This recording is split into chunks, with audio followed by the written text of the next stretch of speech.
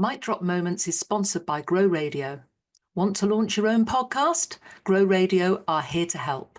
Grow Radio has launched and supported countless podcasts, and they'd love to do the same for you. Just hit record and they'll handle the rest. No editing stress, no technical faff, just a great podcast released when you want. Need a little extra support? Grow Radio's workshops and courses make getting started easy. Let's bring your podcast to life. Message Grow Radio on social media or reach out to Gary Jones, the founder of Grow Radio. Let's make this happen. Welcome to Mic Drop Moments and to my special guests who I've got here today. I'm going to ask them to introduce themselves in a minute. We're going to be chatting for around 15 minutes about what they're ditching into 2025. Let's call it Room 101 in the wheelie bin for 2025, and what they're going to embrace and amplify in 2026. So I'm just going to ask each of them to briefly introduce themselves and tell us what they do. Dani. Hello, good morning. Hi, everybody. So I'm Dani Devren, the Solar Line Mentor, and I specialise in supporting women with their branding, visibility, self-discovery, teaching clarity, calm, and a bit of confidence through one-to-one mentorship, intimate events and experiences, and my spiritually curious mastermind. Thanks, Dani. Jodie. Hello, I'm Jodie. I'm founder of Brookes Care Solutions, and we mainly work with solicitors providing care and legal support services, which is things like independent mental capacity assessments and helping older people find the right care. Thanks, Jodie. And Sue. Hi, I'm Sue Palmer-Conn, aka the Divorce Doctor. I'm a divorce coach, discernment counsellor, principal of the Divorce Coaching Academy, and author. Right, so we've got a complete mix of professions and businesses there. You are all business owners. You are all members of my Amplify Experience. It's great to have you here today, and it's great to chat to you. But what I would really want to ask you, and I'm going to come to each of you in turn, and I'm going to mix it up a bit. So don't expect me to go round in the same order every time. But I really want to know what you're putting behind you in 2025, because 2025 was a really unusual year. It was a year where a lot of businesses struggled. It was a year of a lot of noise. It was a year where people were not sure where they sat. It was a year of lots of changes in financial, in government, in all sorts of places. The economy was a bit unsteady. But I want to know what you're leaving behind in 2025. And I will share mine as well. I'm leaving behind attending major large events. I want to go to small curated events. I want to do more connections and things like that. I'm leaving behind the busyness that I found, the almost burnout that I experienced in 2025 through attending too many events in too short period of time. So, Sue, what are you going to be leaving behind from 2025? Well, two things. The first one is my money mindset. I am going to stop thinking I don't deserve to earn a lot of money. And the second one is memberships that I'm not using. Yeah, I did that. Do you know, I went back and I had some time out, and I went back and looked at all the memberships I'd bought and actually started doing some of them. And I made a commitment to myself to actually go through them and start using them, because so often we buy into things, don't we? And, I love what you say there. You're going to sort of make sure that you have the money mindset to actually value your experience. Because when you read out your introduction, you've got a whole load of experience there, Sue. Yeah. When you think back how long I've spent in education, and now I'm using all that experience to run my academy and to write my books. So people should pay for it. Absolutely. We have to value our worth. We have to recognize our worth. And we've got some money mindset coming up today. So that'll be really interesting for you. Jodie, what are you ditching into 2025? Yeah, I'm really glad you asked us these questions actually, because I don't think I would have sat there and actually thought about this consciously had you not said that's what I'm going to be asking you. But what I really want to leave behind is overfilling my diary and just feeling like I'm running on fumes all the time, because I pivoted the business last year. I brought on a new service, and I really just felt Like I never caught up with myself. And I know there's a degree of that when you've got your own business and it's pretty much just you. But I really want to make a conscious effort not to be in that sort of, where your breath is always here in your chest and you're like, what next? What next? And you never really land in the moment. So I felt like that a lot last year. So I really, really want to make an effort to leave that behind. And also interesting what you say about networking, Sandra. I've also sort of rethought my networking. First 2 years I had the business, I really didn't know what I was doing. I'd always been sort of either had my work given to me or been an employed person. So the world of like having my own business was completely new to me. And I did tried a lot of things and so I know loads of people now and I don't regret doing all of that. But what I realize now is I really need to be intentional in 2026 about who is it that actually needs to hear from me, and try and get in those rooms rather than trying to be in every room. So I'm with you on that one. And I definitely realised that, I said, oh, I'm doing 20 events in 15 weeks. And yeah, you think, oh gosh, that's a lot. But actually, it was only just over one a week, which I felt was really manageable. What I hadn't realised that I was doing 8 in a 10-day period. What I hadn't built in was that really important buffer time, which I tell people to do, but didn't obviously manage to do it myself. And Mm. I did. I had 3 bouts of this flu virus that just wouldn't shift in October. And it was and I ended up missing a holiday, which, that was my self-care.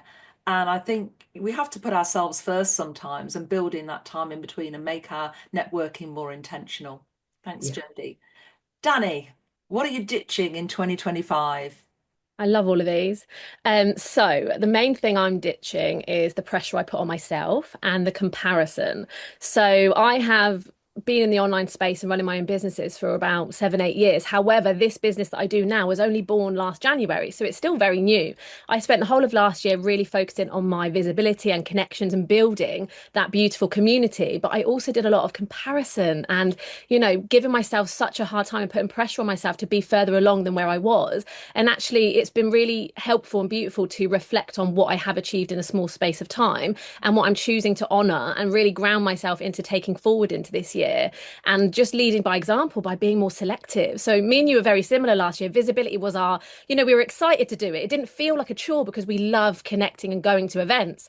But I do think I went to a little bit too many. And potentially this year, I'm all about that selective visibility and actually honouring those smaller sacred spaces and creating my own rooms. And I love that. Sometimes, if you don't need to wait to be invited, you can create your own space, create your own tables, invite people to put up a chair and sit down. Like that's what I'm about this year. It's about being more intentional with the spaces that I curate so that I can lead by example with hopefully helping everybody to be more selective with their visibility and understanding that it's not about being everywhere and getting in front of everybody. It's about choosing those connections and actually really nurturing them. I kind of see friendships and connections as plants, right? You have to water them. There's no point like collecting these flowers and plants all over the place and letting them all wilter and wither away. You have to water them. So I'm really honouring that this year, nurturing those connections. Yeah, and I think when I look back to when I first started I started my business not only through a broken ankle, which is a story for another day, but I started the business for everything that I couldn't find elsewhere. I couldn't find the networking events I really enjoyed. I couldn't find the awards that I felt important or part of. I couldn't find the spaces that meant something to me. So I thought, well, I can't find what I'm looking for, so I'll create it myself. And what you say, you create your own spaces. So if we look at what you said you were going to put behind you, so you've said about the money mindset, you've said about, you want to be more intentional with the courses that you've already signed up for. What's ahead in 2026? What are you going to do more of? What do you want to amplify in 2026? I really want to amplify my writing. I've written 2 books. I started in November with Shelley's writing thing, and I completed one whole book, 92,000 words in November. So I set myself a target to do the second one in December, and I did. So now I've spent the new year editing those books. I'm sending them out for beta readers this week, and then I'll do a second edit before I send it out to be edited professionally. So that's my big one to do this year. And from that, hopefully, I'll get some more passive income so that I'm not swapping time for money. Yeah. Because from those books, I then want to create online courses and workbooks so that people can do the QR code in the back of the book, go on the online courses, and then I'm also developing support groups for my graduates from the academy to run. And I just want to say here, Sue, I mean, that all sounds amazing and fantastic. You could, and I'm going to throw a question at here you're not going to expect, catching you on the blind side. You could have retired many years ago, but Yeah. you chose not to. Why? Well, first of all, I'm part of the WASPy. So I was born in the 50s, so I expected to retire at 60, but I couldn't because the government shoved the retirement age back. And that then changed my mindset. I thought, well, if I've got to carry on working, I'd been divorced 10 years and I didn't have a big enough pension. So I thought, well, I'll just work until I've got enough pension to live on. But also at the same time, I was building my businesses. So I started doing coaching and I eventually retired in the March before I was 70 in the November. And I started the academy in the December. I wrote all the curriculum and everything in between April and November and September. Ran the first course, loved it, got it accredited. And now I don't know what I would do without doing it. You know, life is busy and I love it. And now you're writing not one, not two, but I think you said 5 or 6 books. Yeah. Yeah. So truly inspirational, Sue. Absolutely. And I don't think you've got any plans to retire soon. Oh, no. I love No. it. Absolutely love it. Thank you. You're making me look bad, Sue. Can you stop, please? I know, it's amazing. Jodie, what are you going to amplify more of in 2026? So, sort of following on from what Dani was saying about watering the plants of connection, that was kind of my theme as well. It's quite interesting how these themes are quite similar. We've not spoken to each other, but when I look at what really keeps me mentally well and mentally on it enough to be making all the decisions in this business, it's those little things that you put into your week. So for me, it's having a coffee with my friend every week. That one friend, and you can say anything you want to them. That goes in my diary. And then my online exercise, which I started like last year, it's an online thing at lunchtime, great for entrepreneurs actually, because you're flexible with your time. And I do that 3 times a week, and that's great for my mental health. So all of that stuff is going in first because I know that that's the foundation of what makes me able. It's like the foundation of the pyramid of the business is somewhere in the middle, And if that foundation isn't right, the rest of it all collapses. So that's what I'm focusing on. And also, I'm going to take on 1 or 2 or maybe even more associates this year to help me with the assessments. And it's really going to be focusing on getting people that are really aligned with the values of the business. Because for me, the client experience is everything. You're going into often elderly people and trying to promote their autonomy whilst you're assessing them. And let's be honest, no one wants to be assessed. So you've got to get the right people in there that are going to be able to build that rapport really quickly and put them at ease. So for me, it's going to be shifting my mindset from having control over everything to bringing on some people that are really aligned with, how we like to do things. So that's my plans for 2026. More of the same, but with other people involved. I love that. Absolutely love it. A very similar theme to Dani's as well, and to what I'm doing. My holidays this year have gone in the diary first. Family time, friendships, connections, they're all ranking higher right now. I've actually put me at the top of the tree this year because I think my health, if I'm not functioning on all cylinders, then how can I support my clients? How can I support my family? How can I support my friends? So I have put myself at the top, and that is not selfish. That is actually a priority for any business owner. But it's great to hear that, Jodie, and great to hear that you're building those foundations because I'm always say, if you haven't got the right foundations in business, how can you grow in the direction you want to go? So, Dani, what's on the horizon for 2026? What you're going to amplify and do more of? So just to nod on that foundation and the pyramid analogy, I loved that because actually it's a reminder that I spent the majority of my 2025 laying my foundations and working on me first so that I can start this year feeling really grounded and calm and clear on what I want to amplify this year. So it's really important for everyone because I know that the online space and even the reality that in-person space, right, of running a business is really overwhelming and there's so much to do all of the time, but we have to remember to enjoy it. We have to remember to enjoy every stage of the journey and actually embrace the life that we're creating because everybody here is incredible. We've all created a career out of our passions. Essentially, that's what I love to remind people. We all have a hobby that we now make money from. And I think that's really beautiful and underrated.